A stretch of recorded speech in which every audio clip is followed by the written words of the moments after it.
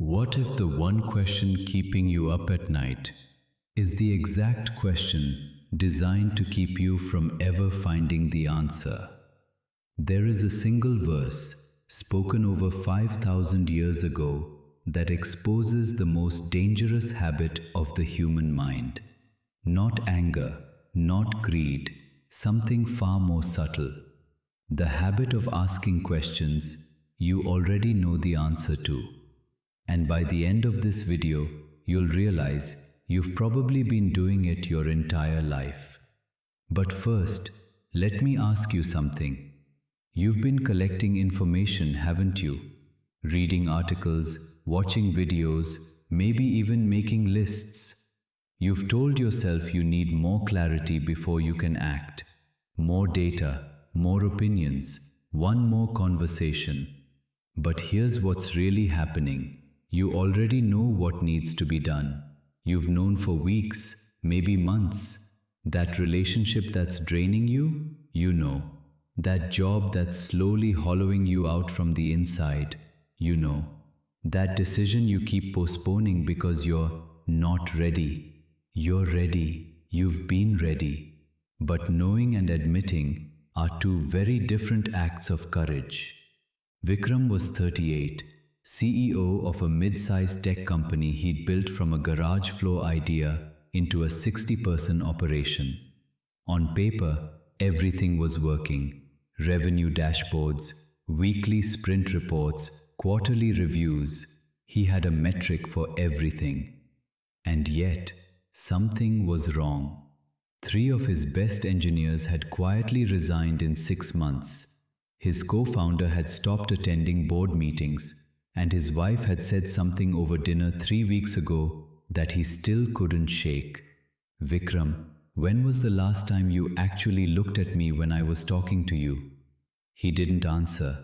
Instead, the next morning, he scheduled another all-hands meeting, requested a new employee satisfaction survey, asked his head of people operations for a comprehensive attrition analysis.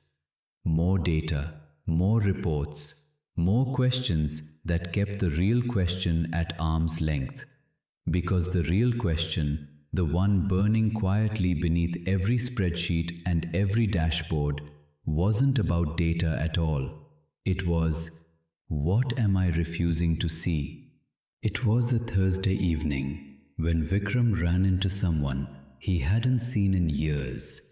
Raj Mathur, his former professor from business school, the man who'd once told a 22-year-old Vikram, the worst business decisions aren't made from ignorance. They're made from the kind of knowing you pretend isn't there. They sat at a small cafe near the old university campus. Vikram, out of habit, started talking about his company's metrics. Raj listened, sipped his tea slowly, and then, mid-sentence, raised his hand. Vikram, stop. I didn't ask you how the company is doing. I asked you how you are doing. Silence. Raj leaned forward. You know what your problem is? You keep asking, what are the numbers? When the question you need to ask is, what have I been unwilling to face? There's an ancient verse, Raj continued, his voice dropping low. The very first words of the Bhagavad Gita, and it's not spoken by a hero or a god. It's spoken by a blind king, a man who had every resource available to him, seers, spies, divine sight through his closest advisor. And yet his very first question reveals that he already knows the truth and is terrified of it. And this brings us to the verse that opens one of the most sacred texts ever spoken. Chapter 1, verse 1. The Bhagavad Gita begins not with wisdom, not with war, but with a question born from fear. Dhritarashtra uvach, Dharma kshetre kurukshetre samveta yuyutsava mamakaha pandavascheva kim kurvat Sanjay. Dhritarashtra said, on the holy field of Kurukshetra, assembled and eager to fight, my sons and the sons of Pandu, what did they do, O Sanjaya? Listen to that question carefully. What did they do? He's not asking because he doesn't know. Two massive armies are standing face to face on a battlefield. What do you think they did? He knows war is unfolding.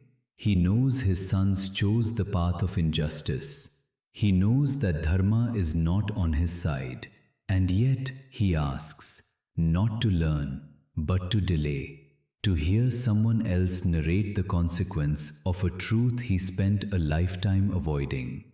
And notice, even in this one question, his bias screams through the words. He says, Mamaka, my sons, and Pandavascheva, and also the sons of Pandu. Not our children, not the cousins, my sons and those others. The division, the denial, it's all baked into the very first breath of the Gita. Now here's where Vikram's story and this ancient king's story become the same story. Dhritarashtra was physically blind. He could not see the battlefield. But his deeper blindness was chosen. He had Sanjaya, blessed with divine vision, who could narrate every single detail of the war in real time. He had total access to the truth. He just couldn't bear to be the one to say it out loud. Vikram wasn't blind. He had dashboards. He had surveys.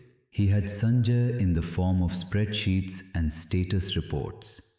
And just like Dhritarashtra, he kept asking questions, not to find answers, but to build a wall of information between himself and the one truth he could not face. His company wasn't failing because of market conditions. It was failing because he had become a leader who measured everything and felt nothing. His people weren't leaving because of compensation packages. They were leaving because they had become invisible to him. And his wife wasn't asking when he last looked at her because she was being dramatic. She was telling him he had already left the room a long time ago. Vikram didn't overhaul his company that week. He didn't fire anyone. He didn't launch a transformation initiative or post an inspiring message on LinkedIn. He did something much harder. He walked into the Monday morning stand-up and he closed his laptop.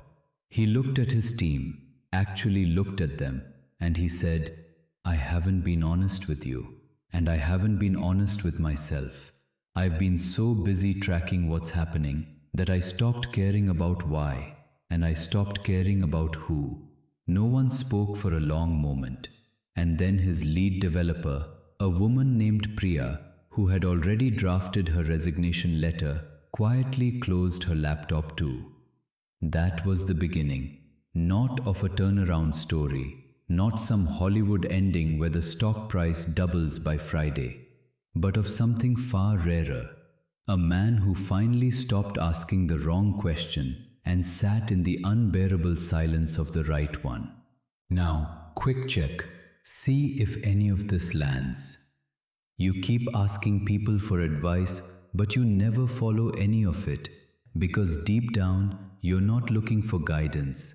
You're looking for permission to avoid the hard thing. You've surrounded yourself with information, podcasts, books, frameworks, but you haven't made a single real decision in months. You know exactly what's wrong. You could say it in one sentence, but you haven't said it out loud to anyone, including yourself. You're not confused, you're afraid, and there is a world of difference between the two. So here's your Gita journal prompt for today. Just one question, and I want you to be absolutely ruthless with yourself. What is the one question you keep asking that you already know the answer to? Write it down, say it out loud if you have to, and if you're brave enough, share it in the comments below. Not for me, for you, because the moment you finally say it, it loses its power over you. Remember this. Dhritarashtra had access to divine sight and still chose to be blind. Don't be the person who had every answer and spent their whole life asking the wrong question.